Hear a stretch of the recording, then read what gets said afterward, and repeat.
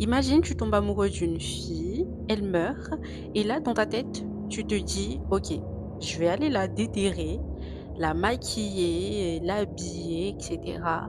et vivre avec elle pendant 7 ans d'affilée. Bienvenue dans la tête de Karl Tanzler. C'est une histoire vraie. Et non, c'est pas un espèce de scénario de film d'horreur. C'est bien une histoire vraie. Il y a vraiment un mec qui, dans sa tête, s'est dit, je l'aimais bien, donc vas-y, why not? Non, mais accrochez-vous, accrochez-vous. Et d'ailleurs, bienvenue sur Paint the Town Black, là où vos histoires vraies et réelles. Je regardais si mon micro est allumé parce que j'ai souvent tendance à le laisser éteint et à parler comme ça. Là où vos histoires vraies et horrifiques prennent vie. Bienvenue dans une nouvelle THS.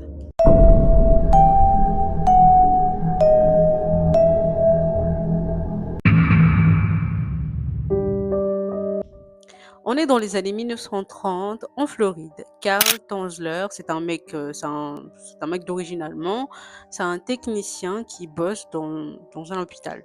Il a la cinquantaine, il est marié en théorie, je vais vous expliquer ça, mais il vit seul. Donc il est marié, mais enfin il est marié légalement, mais il vit pas avec sa femme en fait. Sa femme, elle est restée en Allemagne. Lui, il a émigré en Floride, etc. après la mort de sa petite fille. Et du coup, ils sont jamais vraiment séparés. Le, le divorce n'a jamais été prononcé, mais ils restent légalement mariés. Et donc un jour, il rencontre une patiente, Elena Milagro de Hoyos. Elle a 22 ans et elle est sublime, mais malheureusement, elle est atteinte d'une tuberculose. Karl est devenu totalement obsédé par la petite de 22 ans. Il dit même que c'est la femme de ses visions. Quelle vision? Bon. Et là, il décide qu'il va la sauver à tout prix. Sauf que, spoiler, il n'y arrivera pas. Elena meurt et Karl est dévasté.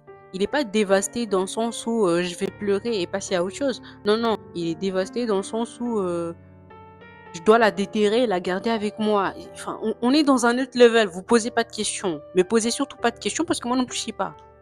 Le mec, il va jusqu'à payer lui-même pour la construction d'un mausolée en marbre pour aller visiter sa tombe tous les jours. Vraiment tous les jours. Sauf que durant les visites, il se contente pas juste de déposer des fleurs. Non, non. Il s'assoit à côté d'elle, il parle avec elle, il dort parfois même à côté d'elle. Et au bout de 2 ans, c'est là où on rentre vraiment dans le vif du sujet. Il pète les plombs et il la kidnappe. Mais littéralement, il déterre son cadavre et la ramène chez lui. Il retape le corps d'Elena comme un bricolage du dimanche. Vous allez m'excuser pour le terme, mais on est vraiment à ça près, hein. Il commence tout d'abord à remplacer sa peau par de la soie imbibée de cire. Ensuite, il met des fils de fer dans ses os pour la maintenir droite. Il fabrique une perruque avec les vrais cheveux d'Elena, donnés par sa mère. Sa mère, pardon madame, mais pourquoi? Il l'habille, la maquille et la couche dans son lit. Il dort avec elle, joue du piano pour elle, discute avec elle et tout ça pendant 7 ans. Les voisins commencent à parler parce que vous doutez bien, le mec il est plus très net là-haut. Il achète beaucoup de produits pour une personne qui vit seule. C'est très étrange. En 1940, la grande sœur d'Elena commence à avoir de gros doutes. Et donc, elle force une entrée chez Karl et c'est là où elle découvre le cadavre de sa petite sœur sur le lit de Karl. C'est là que la police débarque et le public dans tout ça, il est fasciné. Il y a même des gens dans le lot qui le défendent. Parce que pour eux, apparemment, c'était de l'amour pur et dur. Sauf que non, spoiler, ça s'appelle de la nécrophilie. Et on n'est pas au bout de nos peines, hein. Karl est arrêté, mais il ne sera jamais condamné. Parce que le délai de prescription, il est passé. Voilà. Tu veux la meilleure? Il a fini sa vie en écrivant ses mémoires. avec une poupée grandeur nature d'Elena chez lui. Voilà.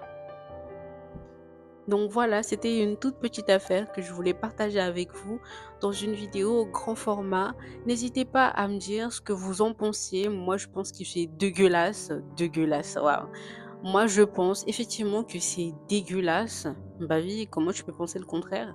Mais après, n'hésitez pas à me dire ce que vous en pensez dans les commentaires. Voilà. N'hésitez pas non plus à lâcher un like, à partager la vidéo. Et on se retrouve pour une prochaine fois pour une nouvelle THS. Voilà. Mouah.